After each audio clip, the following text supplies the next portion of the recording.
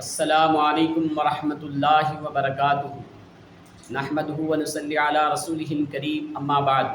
فاعوذ باللہ من الشیطان الرجیم بسم اللہ الرحمن الرحیم ان اللہ اشترى من المؤمنین انفسهم واموالهم بان لهم الجنہ وقال تعالی فی الکلام المجید ولا تقولوا لمن يقتل في سبيل الله اموات بل احياء ولكن لا تشعرون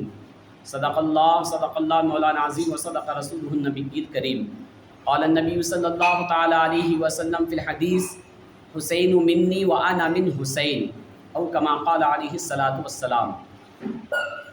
وقال تعالی فی الکلام المجید ان اللہ وملائکتہ یصلون علی النبی یا ایھا الذین آمنوا صلوا علیہ وسلموا تسلیما اللہم صلی علی سیدنا شفیعنا حبیبنا مولانا محمد وعلی آل محمد بارک وسلم قرۃ عین یا رسول اللہ صلاۃ والسلام علیک یا نبی اللہ صلی اللہ تعالی علیہ وسلم۔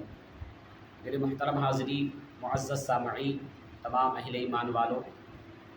ہم یہاں پر جمع ہوئے ہیں اس مقصد سے امام حسین رضی اللہ تعالیٰ عنہ کی یاد میں، کربلا کی یاد میں ہم یہاں پر جمع ہیں،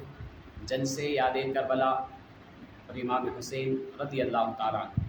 حاضرین محترم معزز سامعین، افضل ہے کل جہاں میں گھرانہ حسین کا، افضل ہے کل جہاں سے گھرانہ حسین کا، نبیوں کا تاجدار ہے نانا حسین کا۔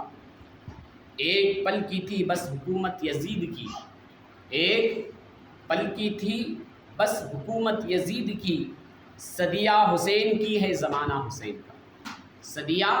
حسین کی ہے زمانہ حسین کا۔ نہ مسجد میں نہ بیت اللہ کی دیواروں کے سائے میں، نہ مسجد میں نہ بیت اللہ کی دیواروں کے سائے میں،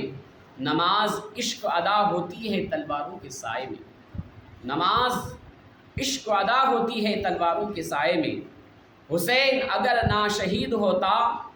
تو آج گھر گھر یزید ہوتا، حسین اگر شہید نہ ہوتا تو گھر گھر آج یزید ہوتا۔ نبی کی سنت ادا نہ ہوتی، نبی کی سنت ادا نہ ہوتی، خدا کے گھر میں اذان نہ ہوتی۔ محترم حاضرین، معزز سامعین، حضور صلی اللہ تعالیٰ علیہ وسلم کا فرمان ہے، میرے امتیوں، اللہ کے بندوں،